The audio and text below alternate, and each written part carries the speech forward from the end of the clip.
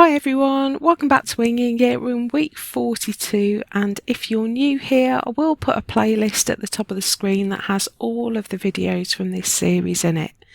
We're making a quilt on a garden theme. We make roughly one block a week and we're getting quite close to the end of our main blocks now, and if you've been around for a while you'll be able to tell from this background panel that we're going to add our final bird this week. So we've made a whole series of British garden birds as part of our quilt.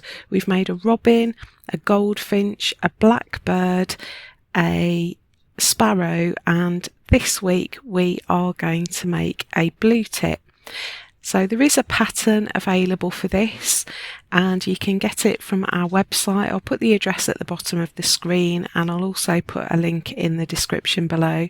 So I have made this in colour, but I know a lot of you don't like to print in colour, so I've also added into the file a black and white version as well, so you can just print off the black and white and use the colourised one just to help you piece your bird together. Now this costs £1 to download. It's just a nominal charge to help cover the costs of making these videos and keep our channel running, but if you're happy to sketch your own, please don't feel obliged to download that pattern. You can just go for it and freehand it. So I've made my background block out of two pieces of fabric. The green grass fabric is 20 by 8 centimetres and the blue fabric is 20 by 14 centimetres, and that adds up to 22, which gives me enough fabric for a 1 centimetre seam allowance. Now you can see that there's an extra seam on this one. I didn't actually have a piece of my grass fabric with the grass going in the right direction that was wide enough, so I've just pieced a little extra bit on there, and I hope you'll agree you can barely tell that that's there. So I've just put them both together, right size together. I've marked my 1 centimetre seam allowance and I've back stitched along it just by hand, but you could run it through a machine if you want to. And then I've pressed the seams over to the green fabric because that's the stronger colour. I don't want it showing through on the front. So that's my backing fabric. I'll just take you around what else I've got on my table. So I've got some scraps of fabric in white, black, blue, yellow, and I've got a little bit of the grass fabric that's an offcut. I've also got my heat and seal. This is a product by Hemline. This is just like Bondweb. If you prefer Bondweb or that's what you've got, just go for it. I have been using this over the last few videos and I quite like it. It's a lot less expensive than Bondweb. You get a lot more for your money. I've got some paper scissors and my embroidery scissors. I've got those paper scissors because we're using the heat and seal.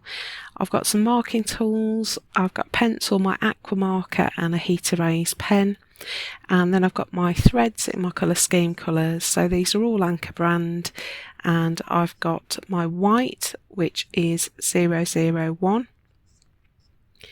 My blue, which is 130.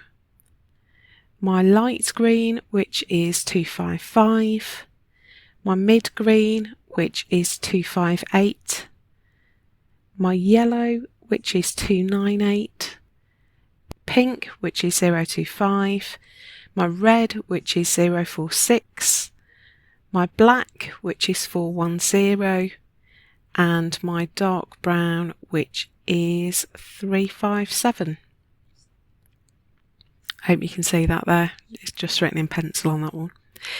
So that's what we need for today. I think we're ready to get started, and as usual I've got my light box out. If you don't have a light box you can just hold this up to a window, and you might notice that my pattern is slightly off centre. I was using a draft of the pattern. It is correct now, so you won't have to offset it like that, but I've just put my light box on just to get some light shining through, and I'm just marking in the positioning of the pieces that I'm going to use, and it's quite tricky to see through patterned fabric even with a light box, so that's why I'm lifting it up. I'm just putting in some markers. Now I want my bird to face to the right, and so when we're transferring onto Bondweb we need to flip our pattern over. So I've got my black and white pattern out because it's going to be easier for me to see. I've got my little bit of heat and seal, and I just want to trace around the outside of each of the shapes. So I'm starting with the cap there, and I'm just quite carefully marking around the outside, and in my usual style I'm numbering the pieces on my heat and seal and on the pattern itself so I can remember which one's which. So the cap is going to be blue, and I'm just marking in the face piece here.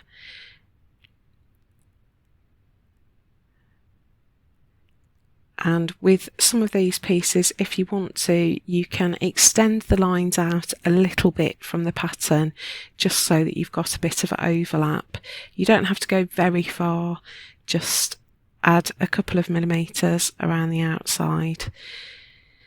So I'm just going to trace each piece like this. The reason we flip the pattern is because our heat and seal is going to go onto the reverse side of all our fabrics, and that's going to be flipped over to secure it to our backing fabric. So everything that we do on our heat and seal is going to be the opposite way round. So I've cut out all my pieces roughly, and I'm going to start by putting the belly on. So I've got a piece of my yellow fabric here. It's a bit crumpled, so I just want to iron it flat because I don't want to set any creases into my shape. I've got my belly piece here, and I'm just trying to be as frugal as possible. With heat and seal, we smooth across the piece like that to push out any air bubbles and hold the iron down for just a couple of seconds. And then we wait for that to cool. So I'm just going to put that to one side and then attach all of the other pieces to my fabric. So I've got my green textured fabric here, and my spatial awareness is not very good. So I'm just trying to make sure that the grass pattern on the fabric is going to mimic the wings. I want it heading in the right direction. So I've just worked out which way around to put the piece, and I'm adding that to the back of the fabric. So my plain fabrics don't have a back and a front, but if you're using a patterned fabric, you need to make sure that your pieces are being attached glue side down onto the reverse of the fabric. So I'm just attaching all of those on. I forgot to trace the sun, but I'll come back and do that in a minute. And then once they're attached to the fabric and cooled down, you then cut them out precisely. So we only roughly cut when we initially cut out the shapes, and then we cut them precisely once they're on the fabric. I'm just peeling off the paper backing, and I'm just placing that glue side down onto my backing fabric, and I just want to make sure that I'm lining up the edges of my shape with the marker lines that I've put in place. So they do overlap a little bit. I have been a little bit more generous with this piece just so that there are no gaps when we piece our bird together. So once you're happy with the positioning, you clamp the iron down, so no sort of movement of the iron, and hold it for about 10 seconds, just making sure that's fully adhered. That remelts the glue on the heat and seal and fuses it to the backing fabric. So that's the belly piece. I'm now going to put on the tail piece. And again, just lining it up, making sure it's positioned as precisely as I can manage. And we iron that in place. I won't show you all of this at actual speed. So we put our iron down, hold it for about 10 seconds. You can see I'm not moving that iron until the very last minute, and that secures that in place. And I'm just going to put all the other pieces on in the same way. So I've got the main part of the wing here. You'll see me hesitating because I keep having to check which way round the pieces go because I just cannot rotate things in my head. Just go steadily, don't rush it, and make sure your pieces are going exactly where they are meant to go. So I'm putting the white flash on next, and I thought I would do this with the blue one, so I didn't fuse the white one down because I just wanted to check that that blue flash was going to sit in the right place. Then I fused both of them down together, and then I put my little green wing top on the top of it and fused that. Then I've got my white face piece, and that's going down, covering over the mask. And the mask you can do in two different ways. So I cut it as one piece, and you can see I've just folded over the mask there, and I've snipped along the fold so that I can get my scissor blades to go through, and then I just cut out the inside shape. Now this is quite fiddly, and if you're not confident with your cutting skills, there is an alternative way of doing it. So I'm just doing that by taking out the void. You can cut that eye strip off by just cutting down by the beak and on the back of the face as well. So you've got that bar across the centre as a separate piece, and that would make it a bit easier. So you can do that instead if you want to. So I'm just positioning that mask piece over the top.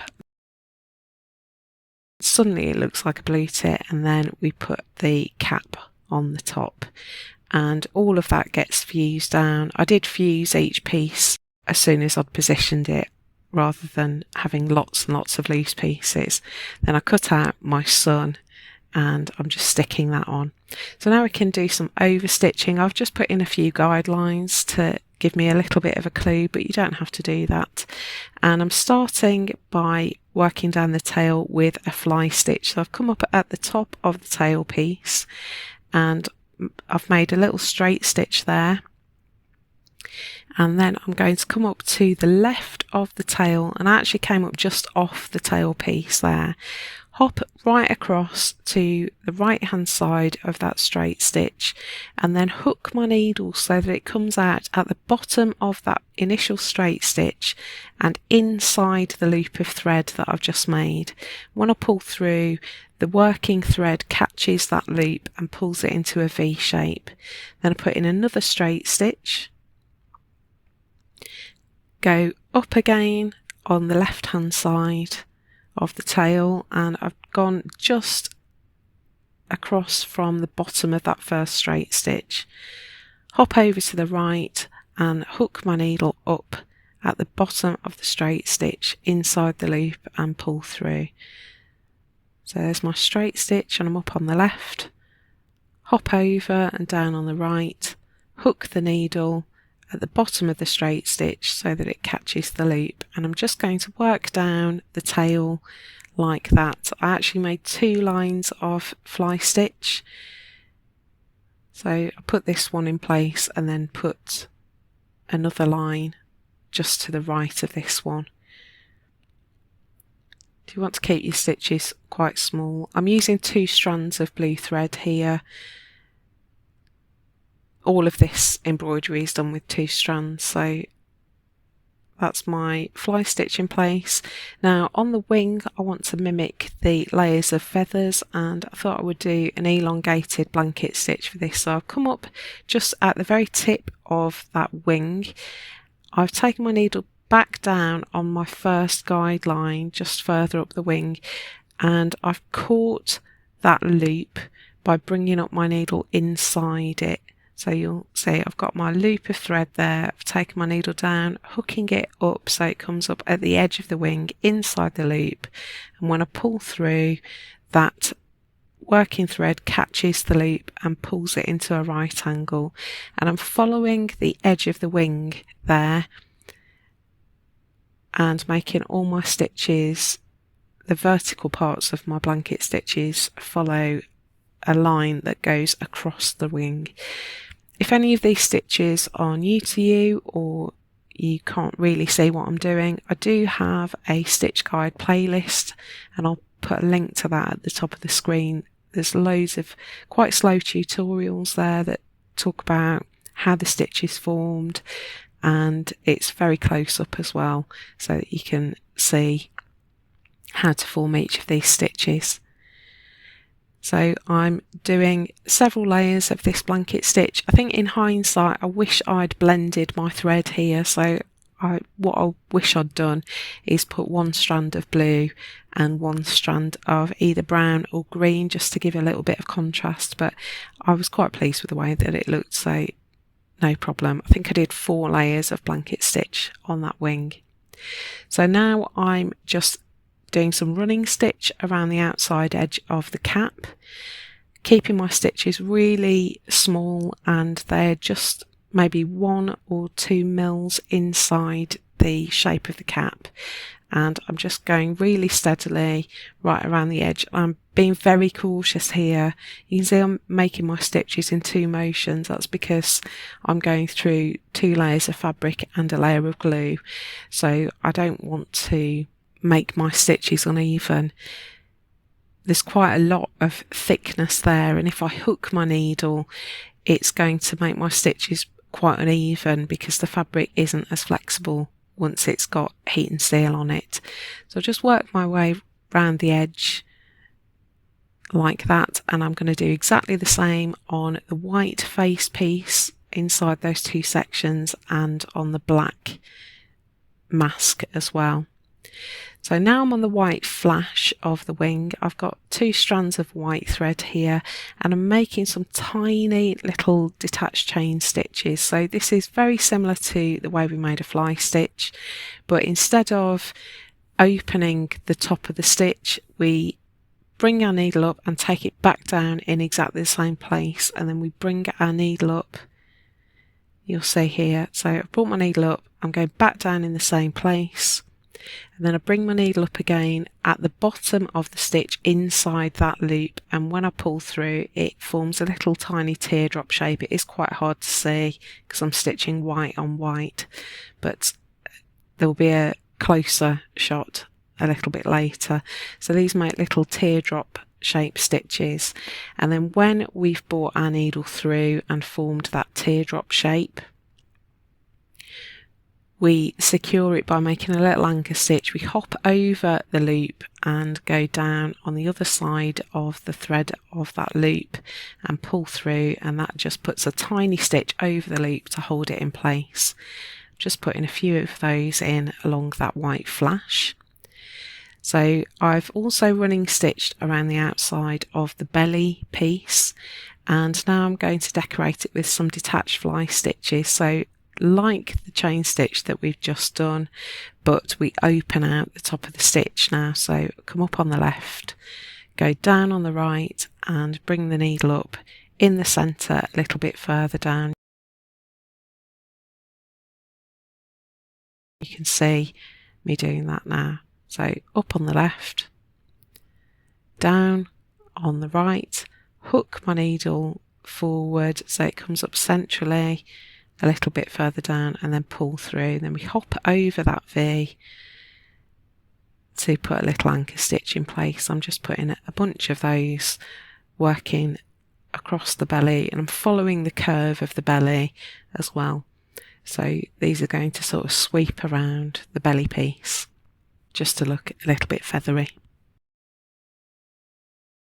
So I've been thinking hard about how we're going to finish off our quilt, and I think we've only got 4 more blocks to do, and one of those is going to be a filler block, so it'll be really quick, and then we're going to be working on our edging and putting our quilt together. So we are very close to the end of our project.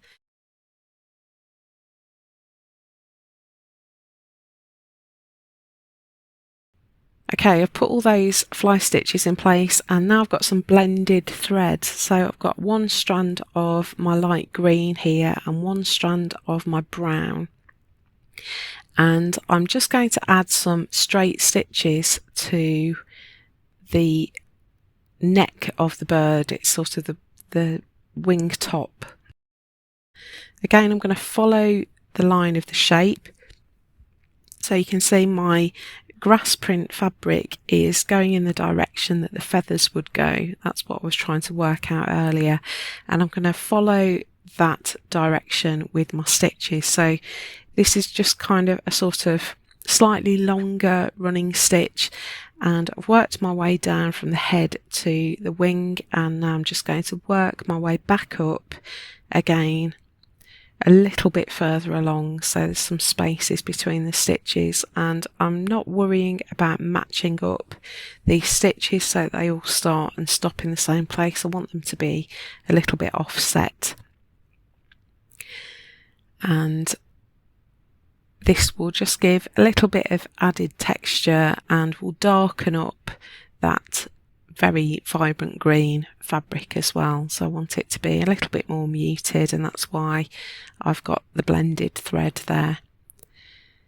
I think it would have looked really good on the blue part of the wing. The blue's very bright, and I think it would have benefited from being toned down a little bit, maybe with the mid-green thread, so putting it in one strand of blue and one strand of mid-green or the brown again, just to harmonise it.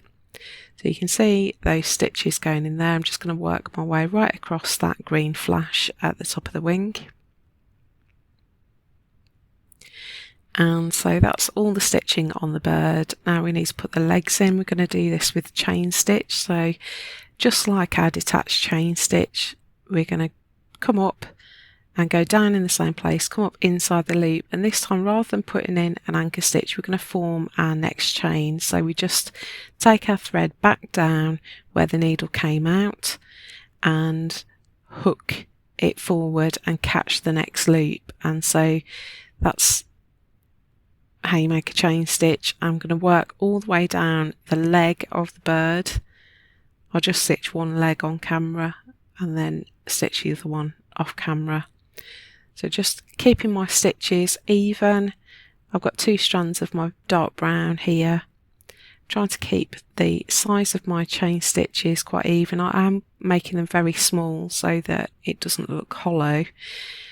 And when I get down to the foot, I'm going to then anchor that stitch in place and make the foot with some straight stitches. So you can see I've put a long stitch to make the toe, and then I put a little tiny stitch on an angle to make the claw at the end of the toe, and I'm just thickening up that toe by making another stitch back up to the bottom of the leg, and that puts me in the right position to make the next toe. So a long straight stitch and then a small angled straight stitch at the end, and then I'm going to put in that additional long straight stitch to make the toe a little bit thicker than the claw.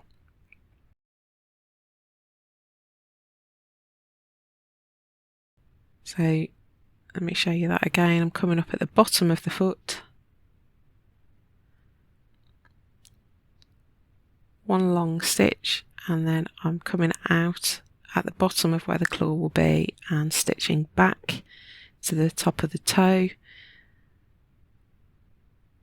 Then I come back up at the bottom of the leg and then go back down just where the claw begins to make that toe. My stitches were a bit loopy there, so I've just hooked my needle in just to flatten out the stitches. And you want to put in 1 toe going backwards, 3 toes going forwards. You want to kind of angle them so they look like the claws are spread out on the foot, and then I'm going to make the second foot in exactly the same way as this, going in a slightly different direction so that the bird looks like it's standing.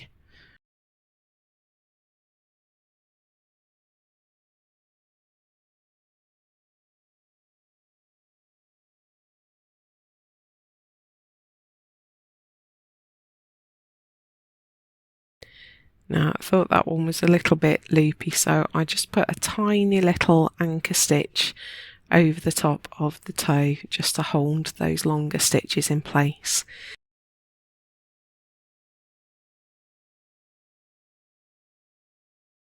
So put in the second leg, and now I want to embellish my sun, and I'm going to do this with a bunch of pistol stitches. So I've just got 2 strands of yellow here, and I'm eyeballing this. I don't need my stitches to be the same length. I'm just working my way around, angling my pistol stitches as I move around the sun so that they look like rays coming out. So to make a pistol stitch, we bring our needle through, wrap the thread over the needle. I think I did 3 wraps, and then take the needle back down a little distance away from where it came up, and what you essentially get is a French knot on a stick. That's what a pistol stitch is. So again, needle against the thread, thread over the top a few times, and then take the needle back down. And the trick with these is to keep your working thread quite taut until the very last minute. So you can see me holding the thread there with my left hand so that it stays tightly wrapped around the needle. If you let it go loose, you're going to end up with quite an untidy knot, which can look really nice, but it's risky on a quilt. And you can see I've put in some white pistol stitches in between the yellow. So all that's left is my flowers at the bottom. So we do this with some lazy daisies. So I've got 2 strands of white here because I thought it'd show up best, and we're going to make a series of detached chain stitches. I'm going to do them in groups of 5, worked in a circle. So I'm always going to start my stitch at the centre of the circle, come up at the centre,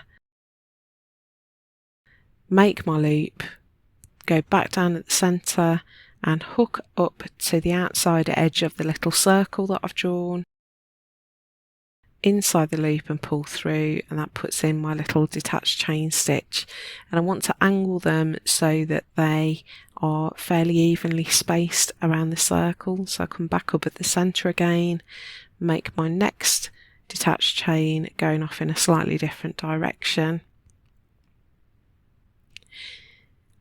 I think the trick with these is to keep your petals evenly spaced. If you can't keep it even, it doesn't matter, because flowers aren't uniform and it will just look like your flowers are pointing in slightly different directions at slightly different angles, and it actually looks perfectly good. So on some pieces you want them to be really even, but on a piece like this you can get away with it being a little bit haphazard. Now, once I've put my 5 petals in, I'm just going to put a French knot at the centre of each flower. So we bring our thread through, wrap the thread over the needle, and again you can see me holding it taut as I pull back through.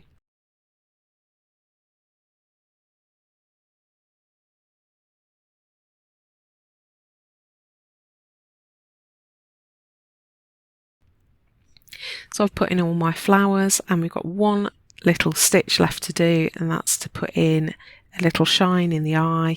So I'm just doing a single wrap over my needle to put in a tiny little French knot. I've got 2 strands here, and I pull that through, and that just adds a tiny little bit of light to the eye. So we've put pistol stitches around the sun, we've got our fly stitch down the tail, our elongated blanket stitch on the wing, we've got our detached chain stitches on the white flash, we've got some detached fly stitches along the belly and some running stitch around the edge. Then we've got our straight stitches on the top of the wing, and we've put running stitch around all of the pieces on the head. And then we've used chain stitch and straight stitch on the legs and feet, and then our lazy daisies at the bottom. So quite a few stitches today, and that's our finished piece. I have loved the bird panels. I hope you've enjoyed them too, and I think this one might be my favourite. I just think it's so happy, so much fun, and it's a great addition to our quilt. So I hope you've enjoyed that little stitch along. Please do share your versions of the Blue Tit block at hashtag FSH23quilt. Can't wait to see what you create. If you have enjoyed this video, please do give us a thumbs up. We really appreciate it. It helps other people find our videos. It's so supportive as well. If you would like some other projects like this, I will link some videos over here, and if you want more of our content, just click on our logo down here. It makes it really easy for you to subscribe. Thanks so much for watching today. Have a great week stitching your blue tit block, and I will see you in the next video. Bye!